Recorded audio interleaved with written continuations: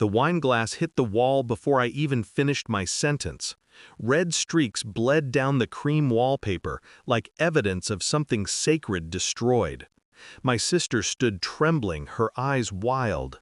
My mother clutched her pearls like they might save her, and my father, he just whispered, barely audible, "You lied to us." I didn't, not really. I just stopped explaining myself to people who never listened. Growing up, Emily was the chosen one, the angel child, straight A student, piano prodigy, Sunday school favorite. Meanwhile, I was the quiet one, the one they joked would figure it out eventually. Every success of hers was a family celebration. Every failure of mine was proof of my inadequacy. If Emily scored 95, she was brilliant. If I scored 95, why not 100? Our parents built a shrine out of her mediocrity and called it holiness. The last family dinner I had before leaving home still replays in my head.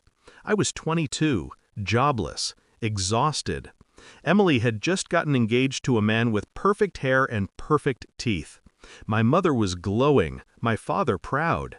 And I remember asking, naively, if I could borrow some money to pay rent.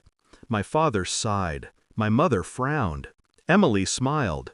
"You should be more like me," she said. "Discipline solves everything."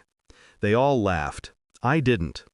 I left the next morning, no goodbye, no explanation.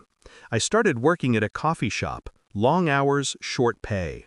But in between customers, I taught myself code. Nights bled into mornings. Algorithms replaced sleep. By 24, I built a small app. It flopped. By 26, I built another one. It didn't. A startup bought it. Then another company wanted me. Then investors did. And one day, I woke up to a number on my screen I couldn't even read without counting commas. But I didn't tell anyone. Not out of shame, out of curiosity. I wanted to see how long they'd treat me like I was nothing. They didn't disappoint. Years passed. Calls came only when they needed something. Birthday wishes from my mother attached with links to gift suggestions. My father asking for help filing taxes, since you're good with computers, right?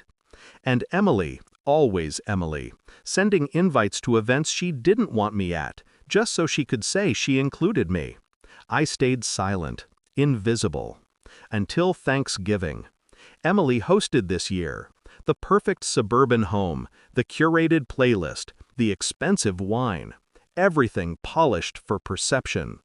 I arrived late wearing a simple black dress. No designer tags, no luxury car. I blended right in, just how I wanted. Dinner was predictable. Emily's stories filled the table. Her promotion, her vacation, her charity work. Every sentence was a performance, every pause an invitation for applause.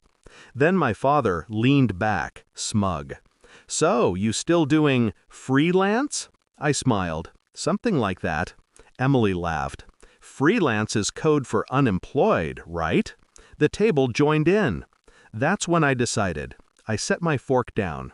"I actually wanted to talk to you all about something," I said. The room quieted. Emily tilted her head, feigning politeness. "Oh?" I looked around the table.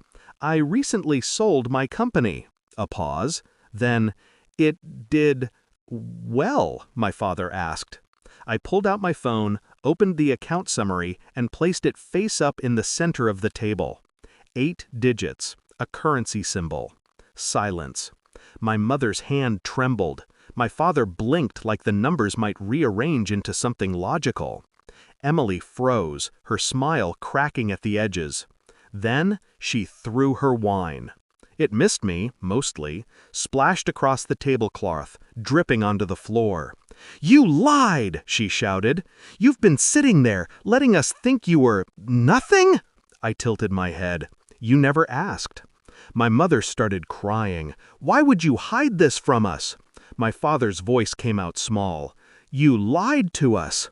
"No," I said, calm. "You just never believed I could be anything. So I stopped showing you what I was becoming." Emily slammed her hands on the table. "You did this to humiliate me." I leaned forward. No, Emily. I did this to remind you that your reflection isn't the only one that matters in this family. I stood, adjusted my jacket, and placed an envelope beside my plate. Inside was a deed. To the house, I said. The one you used to say I'd never afford. My father opened it, speechless. Emily stared, realizing what it meant. I bought it last month, I continued, for cash. I looked at Emily. It's across the street from your office. Her jaw clenched. You're unbelievable. Maybe, I said, but I'm real. And for the first time, you're seeing me. I walked out into the cold night, leaving them in silence. Behind me, I heard my father's voice break, my mother's sobs, Emily's footsteps, then nothing. The air tasted clean, sharp, final. Revenge doesn't always need fire. Sometimes it's just truth, served cold, after dessert. And as I drove away, headlights cutting through the